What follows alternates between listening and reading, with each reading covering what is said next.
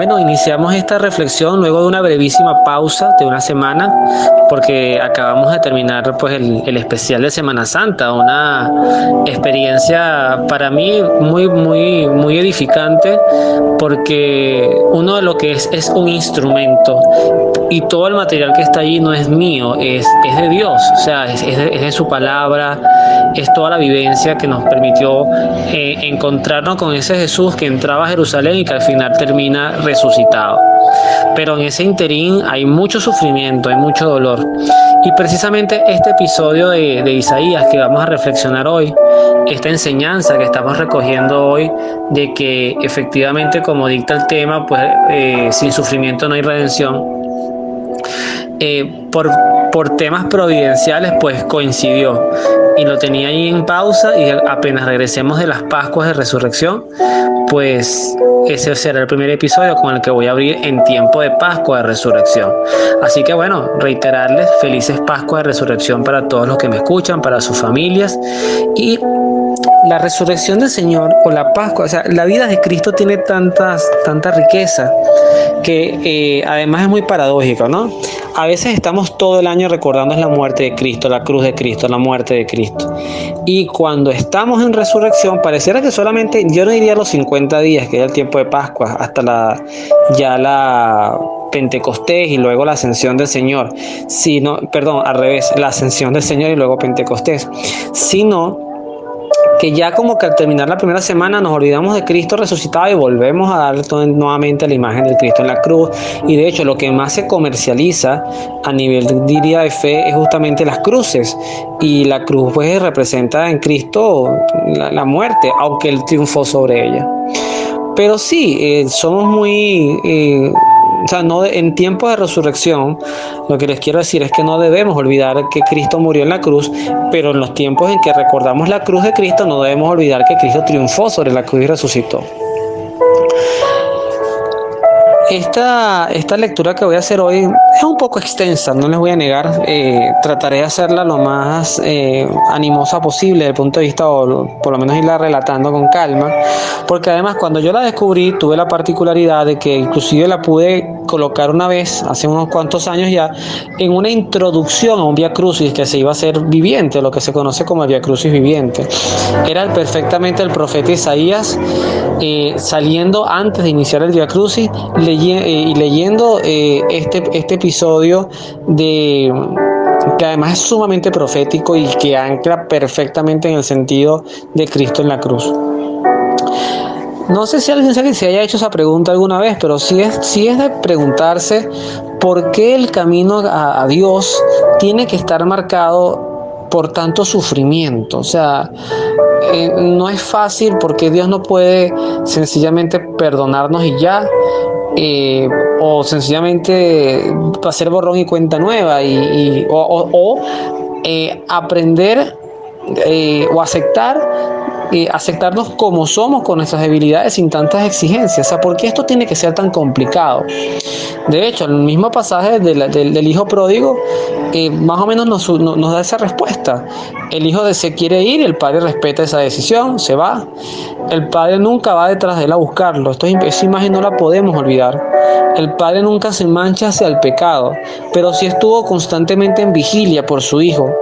Y el hijo, después de saborear las mies de la riqueza y los placeres de la carne, luego entra en desgracia, en miseria, en abandono, y la reflexión le hace volver a su casa, y Cristo y Dios lo sigue esperando y lo abraza, y pareciera que no ha pasado nada, y es que en efecto no ha pasado nada desde el punto de vista del amor, pero sí pasaron cosas materiales importantes. El hijo se quedó sin herencia, se quedó con la protección del padre, pero ya su herencia estaba repartida.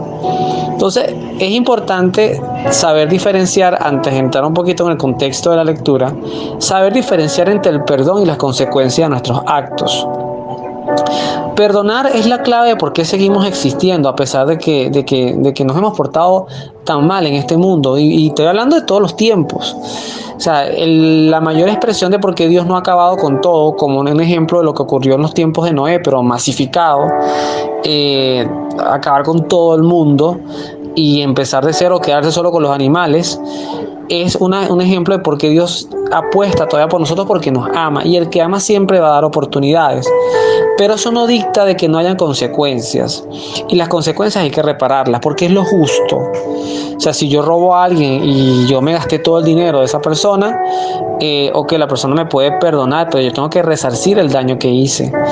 Perdonar es que ya no estoy en el lado del corazón donde habitan los rencores, las venganzas, los odios, sino que estoy en el lado de la paz. Y igualmente alguien que mata a otra persona, ¿cómo puedes tú reparar el asesinato de otro ser humano? Inclusive desde el aborto desde la eutanasia. ¿Cómo reparas esto? Bueno, Dios sí lo puede perdonar, sin duda. El corazón arrepentido, Dios lo perdona, pero eso tiene consecuencias en el familiar que más nunca va a poder abrazar a su ser querido porque fue asesinado, y esas consecuencias hay que repararlas. ¿Cómo las repara la divina providencia? Solamente Él lo sabe. En el purgatorio, con algún sufrimiento leve, porque además es como, en cierta forma, no es el ojo por ojo y diente por diente, porque Cristo nunca aplaudió la ley del talión, pero sí abogó a que en cierta forma, con esa ley en cierta forma te da a entender que el sufrimiento que causamos en cierta forma también lo vamos a vivir, porque uno no puede andar por la vida haciendo daño y pensar que nada ocurre. Inclusive los que se mueren y pareciera que se murieron y nunca pagaron por sus obras, cuidado porque del otro lado hay más tiempo para pagar deudas que de este. Entonces Isaías entra en este contexto, y en el capítulo 52, ya hacia el versículo 13, él comienza diciendo algo, un título pues que coloca la Biblia latinoamericana. Dice: Él soportó el castigo que nos trae la paz. Ya ese solo título dice mucho, porque quiere decir que algo había que castigar. Por lo menos así lo plasma el profeta Isaías. Algo había que atender al hecho básico y fundamental de que se había hecho mucho daño a la humanidad. Se le había hecho mucho daño a la creación, y todavía se lo estamos haciendo, y todavía estamos viviendo en tiempos de reparar, de poder nosotros construir un mundo como Dios lo soñó, y no un mundo como actualmente es, un mundo donde pareciera que cada vez estamos más ante lo tecnológico, un mundo donde cada vez pareciera que estamos más más apartados de Dios, más apartados de su amor, más apartados de su misericordia, sino que nosotros queremos andar por nuestras anchas, por nuestras libertades. Pareciera que cada vez caminamos hacia un mundo donde no solamente lo grave es que no solamente Dios no va a hacer falta, sino que no va a hacer falta ni siquiera la humanidad. Veamos el rostro hacia donde va el mundo. Quizás yo no voy a vivir esos tiempos, mi hijo posiblemente sí, mis nietos sí los tengo, pero es un mundo que va a ser extremadamente artificial, y eso es peligroso. ¿Qué nos dice el profeta Isaías? Ahora llega para mi servidor la hora del éxito. Fíjense con lo que él arranca: la hora del éxito, el triunfo final. Será exaltado y puesto en lo más alto. Así como muchos quedaron espantados al verlos, pues estaba tan desfigurado que ya no parecía ser un humano. Aquí está describiendo 8 siglos antes, 9 siglos antes o 7 siglos antes, no soy preciso con la fecha, pero sé que fueron entre más de 500 años, estamos hablando 600 años antes de Cristo. Vea lo que este profeta dice. Está describiendo el Cristo latigado por Pilato, por órdenes de Pilato. Está describiendo el Cristo coronado de espinas, desfigurado, que ni siquiera parecía un ser humano. Luego dice: así también todas las naciones se asombrarán y los reyes quedarán sin palabras al ver lo sucedido, pues verán lo que no se les había contado y descubrirán cosas que nunca se habían oído. Ejemplo, lo que hoy hablamos de la tumba está vacía. Cristo resucitó. ¿Quién podrá creer la noticia que recibimos? Aquí ya entramos en el capítulo 53. Y la obra mayor de Yahvé, a quien se le reveló. Este ha crecido ante Dios como un retoño, como raíz en tierra seca. No tenía brillo ni belleza para que nos fijáramos en él, y su apariencia no era como para cautivarnos. Esto refleja así por encimita lo que le pasó al profeta Samuel. No sé si se acuerdan, cuando Samuel iba a ungir a un rey para Israel y fue a la casa de Jesé. Jesé tenía todos sus hijos y faltaba uno, y Samuel se guiaba en las apariencias. Este sí, porque este tiene pinta de guerrero, de rey. Y Dios le dice a Samuel: Samuel, ninguno de estos es, porque tú estás viendo las apariencias, pero yo veo el corazón de las personas. Y era aquel, el que Dios había escogido, aquel que era un pastor, un niño prácticamente, humilde, sin ningún tipo de fortaleza física, y resultó ser, y creo que a la fecha no me equivoco, el mejor rey que ha tenido Israel, y cuidado si no el mejor rey que ha tenido la humanidad, pese a que también cometió errores. Pero es que la manera como David inclusive se arrepentía ante Dios y mantenía un diálogo de vida con Dios es excepcional. Sigo. Despreciado por los hombres y marginado, hombre de dolores y familiarizado con el sufrimiento, semejante a aquellos a los que se les vuelve la cara, no contaba para nada y no hemos hecho caso de él. Sin embargo, aquí empieza la parte importante de por qué el sufrimiento. Vean lo que dice Isaías. Eran nuestras dolencias las que él llevaba, eran nuestros dolores los que les pesaban. Nosotros lo creíamos azotado por Dios, castigado y humillado, y eran nuestras faltas por las que era destruido, nuestros pecados por los que era aplastado. Él soportó el castigo que nos trae la paz, y por sus llagas hemos sido sanados. Hay un pasaje, no he terminado, pero hay un pasaje de la vida del santo cura de Ars, Juan María Vianney, de un hombre que además transformó una ciudad, si no me equivoco, en Francia, que era totalmente pagana y libertina. Y él poco a poco, con esas 18 horas que se la pasaba en el confesionario, además con un demonio que se le aparecía para atormentarlo, tipo el Padre Pío, y un día a una mujer de la nobleza cuenta que, así como el tipo Herodes, quería conocer a este curita pintoresco, porque además hay gente que del poder del dinero mira a los demás con insignificancia y con curiosidad, como que fueran bufones de la vida, ¿no? Ella va a conocer a este curita de pintoresco de Ars, y cuando se baja del carruaje, él inmediatamente la ve y aparta la mirada, y la mujer era hermosa. Además, pueden imaginar el carruaje con el que bajaba y todos los ornamentos, si es el término, y los lujos que le acompañaban. Y él le dice: discúlpeme, madame, pero el hedor de su alma no lo puedo soportar. Esa historia la escuché, si mal no recuerdo, de la Madre Angélica, la fundadora del canal EWTN. Y cuando vemos un Cristo tan desfigurado, tan maltratado, yo creo que en un momento, y esto es una interpretación muy personal, ¿no? La someto siempre a la consideración de sobre todo, de que alguien del magisterio en algún momento diga: no, eso que dijo Luis no es así, pero bueno, lo comparte. Creo que en algún momento desde la cruz Cristo nos mostró, saltó del rostro humano a cómo se ve el alma de un pecador, tuya y mía. Miren, yo que soy hombre, pues le puedo echar mucha gelatina a mi cabello, afeitarme la barba, bañarme todos los días, como de hecho lo hago, pero de repente hay hedores en mi alma que no puedo yo ver. Pero quien tiene una mirada hacia la gracia, una mirada mística, pues sin duda va a ver todas nuestras inmundicias. Y creo que Cristo, en ese cuerpo totalmente desfigurado, nos muestra cómo a veces nos mirará a Dios desde la condición del pecado. Porque no olvidemos que Cristo, sin ser pecador, se hizo pecado y asumió el pecado de todos nosotros, los de antes, los del presente y los del porvenir. Pero eso, y siempre me gusta aclararlo, no es un sinónimo de que ya estamos salvados. Cuidado, porque eso me parece una falta de respeto contra Cristo.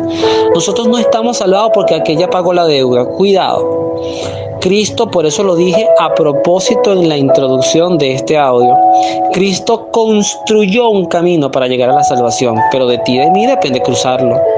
San Agustín decía: el mismo Cristo que te creó sin ti, no te salvará sin ti. Esa es la esencia de entender el mensaje de Cristo. Qué sabroso sería. Es como los hijos que crecen y los papás le dan todo y le dan todo y le dan todo, y cuando llega un momento en que los papás no están, pues se ven con un rostro de inutilidad ante el mundo, porque no saben hacer nada. No saben, antes yo decía, no saben ni llenar una planilla de depósito en un banco. Ya casi nadie va para el banco esas cosas, pero es así, ¿no? Bueno, sigamos entonces. Todos andábamos como ovejas errantes, cada quien seguía su propio camino, y Dios descargó sobre él la culpa de todos nosotros. Fue maltratado y él se humilló y no dijo nada. Hay un momento, ya cuando Cristo habló lo que tenía que hablar, inclusive el ejemplo es ante Herodes. Herodes le preguntaba, Herodes y Cristo callado. Si algo tenía nuestro Señor es que sabía administrar sus palabras. Por eso, bendito todo aquel, y Cristo lo dijo, bendito todo aquel que escuchaba la voz del Señor. Que el Señor les dirigía un mensaje. Imagínense ustedes más benditos todavía aquellos que particularmente entraron en un diálogo personal y exclusivo con nuestro Señor. Ejemplo, Nicodemo, la mujer samaritana, Zaqueo, cada uno de los apóstoles, el mismo Pilatos. ¡Wow! O sea, Pilato tuvo ante sí al creador del mundo, porque además Cristo en el principio era la palabra estaba con Dios y la palabra era Dios, y Dios todo lo hizo desde la palabra. Entonces aquí está el ejemplo de la Santísima Trinidad. Pilato tuvo ante sí no un ángel, no un demonio, tuvo al propio Señor.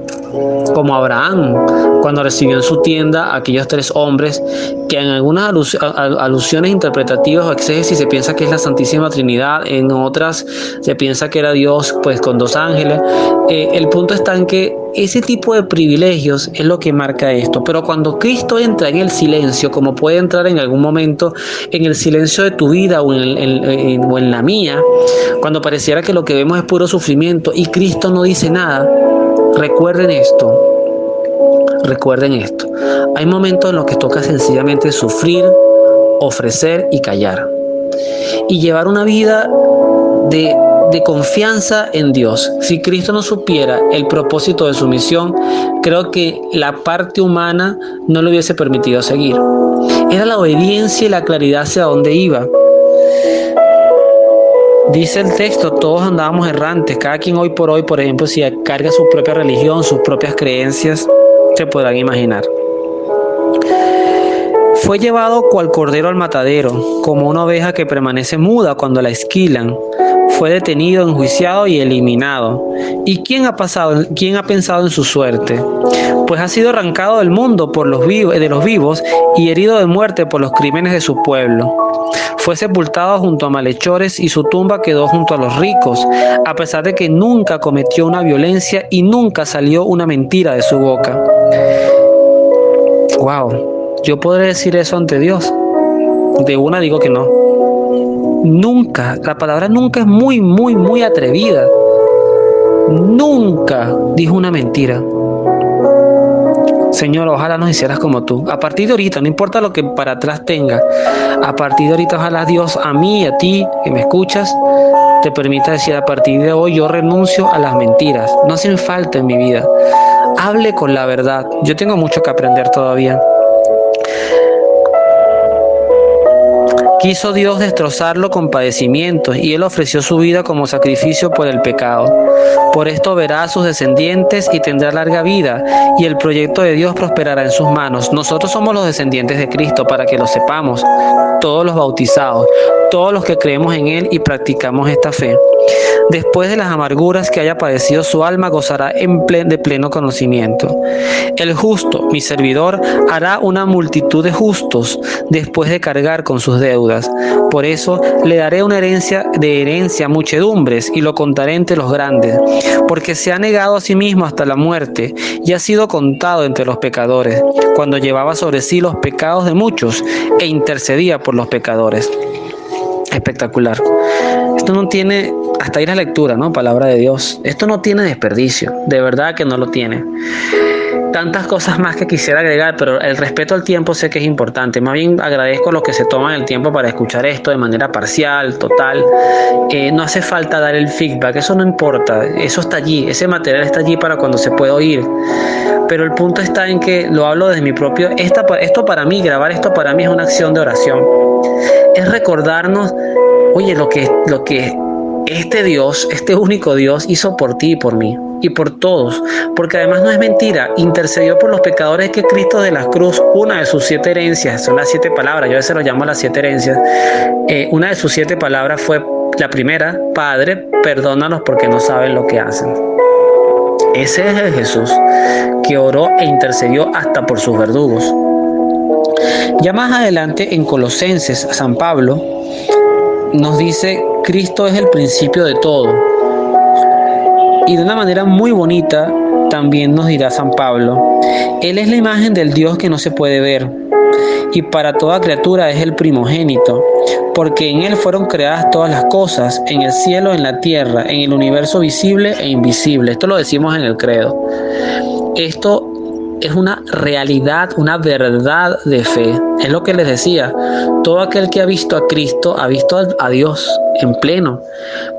Mi hijo me decía, fue muy particular, ¿no? El domingo de Pascua de Resurrección, él estaba con el tema de que Cristo iba a resucitar. Me imagino que se lo habrán también reforzado en su colegio. Y él quería ver a Cristo, él quería verlo, porque imagínate, Cristo va a resucitar y yo quiero ver a Cristo, y yo tengo que hablarle y decirle cuánto lo quiero. Y hay una amiguita que estaba con él y también decía, emocionada, iban a ver a Cristo. Llegamos a la misa, obviamente Cristo no aparecía por ninguna parte bajo el concepto que él tenía de Cristo. Él quería ver a Cristo como ve a su papá o ve a su mamá. Hasta que el sacerdote levanta la Eucaristía y yo le digo, ahí está Cristo. Estoy seguro que no me entendió y más me miraría con una cara y mi papá se volvió loco, pero lo va a entender. Y a ti, y me lo digo a mí también, ahí está Cristo. Cuando vemos la Eucaristía, ahí vemos a Cristo y vemos a este Dios, vemos el rostro del Dios que no se puede ver. Porque él mismo lo dijo en la última cena: este es mi cuerpo, esta es mi sangre. ¿Qué es un cuerpo sin sangre? ¿Qué es una sangre sin cuerpo? Es la integridad del Dios. Ahí está la presencia real. Y dice la frase: el cuerpo, la sangre, el alma y la divinidad de nuestro Señor están reflejados allí. Luego nos dirá San Pablo, refiriéndose sobre todo también al mundo angelical, a los poderes del mundo, tronos, gobiernos, autoridades, poderes, todo fue hecho por medio de Él y para Él. ¿Recuerdan las palabras de Jesús a Pilato? Tú no tendrías poder sobre mí si no te hubiese sido dado de lo alto. Dice San Pablo: Él existía antes que todos y todo se mantiene en Él. Y Él es la cabeza del cuerpo, es decir, de la iglesia. ¿Ven lo que muchas veces decimos? Aquí está en Colosenses. Es que la iglesia es de Cristo, la iglesia no es nuestra. De la cabeza para abajo lo que hay es pecado. Por supuesto que sí, pero la cabeza es Cristo. Y estamos unidos a la iglesia por Cristo. Dejemos de inventar tantas creencias absurdas. Ya les voy a echar un cuento al final sobre eso, que es un poco jocoso. Que renació primero de entre los muertos, para que tuviera en el primer lugar en todo. Así quiso Dios que el todo se encontrara en Él, y gracias a Él fuera reconciliado con Dios, porque la sangre de su cruz ha restablecido la paz, tanto sobre la tierra como en el mundo de arriba. Santa Catarina de Siena lo dirá, esto es palabra de Dios. Santa Catarina de Siena lo dirá: el puente que hay entre nuestra vida y el cielo es Cristo. Y ella hacía el gráfico del puente porque en las épocas de Catalina de Siena, la doctora, había muchos puentes. Y había muchos puentes que pasaban riachuelos. Entonces ella perfectamente usaba la imagen del puente que encaja a la mil maravillas. Es tiempo de cada día, cada oportunidad, es tiempo de mejorar en nuestra práctica de la fe. Y aquí el cuento que les iba a echar. En estos días un familiar, no entro en detalles para no exponerle, es más, porque sabe que es un tema que me incomoda, me estaba echando broma con un horóscopo negro que además te dice los signos y que los signos y la personalidad y no sé qué cosa. Y bueno, yo nací en noviembre, por lo tanto, en esa tradición yo debería ser Escorpio. Y los escorpios somos rencorosos y por ahí y la conversación iba agarrando cuerpo, y como él sabe que me molesta, entonces yo me hacía más énfasis, pero yo sé que era echando broma. En estos días y pasado unos días me manda un reels y era algo sobre también este tema de los signos, y yo le puse esto: tanto tú como las personas que creen en esto se van a ir al infierno, donde todos tienen el mismo signo. El signo depende, y ahí lo dejo para que no quede el gráfico, ¿no? De Pánfilo, diríamos en una manera más clara. Ese es el signo que tiene el que cree en cosas inútiles. No podemos determinar nuestras vidas en cosas inútiles, ni el yoga, ni el reiki, ni la meditación. Si quieren relajar el cuerpo, relájenlo. Si se quieren echar unos palos, pues échense unos palitos sin abusar. No entro en ese punto. Lo que quiero entrar es en dónde está nuestro corazón, en ese espacio de creencia, de esperanza y de fe. Y Dios nos enseña en Cristo, caramba. Dígame un Dios, inclusive dentro de estas orishas santeros que a veces se puso tan de moda en mi país, Venezuela, un tiempo. Hoy está como, ahí está, no se ha ido del todo, pero ahí está. Dígame qué ha hecho Changó, Eleguá, Oshun, por ti, por mí, como lo hizo Cristo. Inclusive soy un poquito más radical, que hizo Mahoma por nosotros, que hizo Moisés.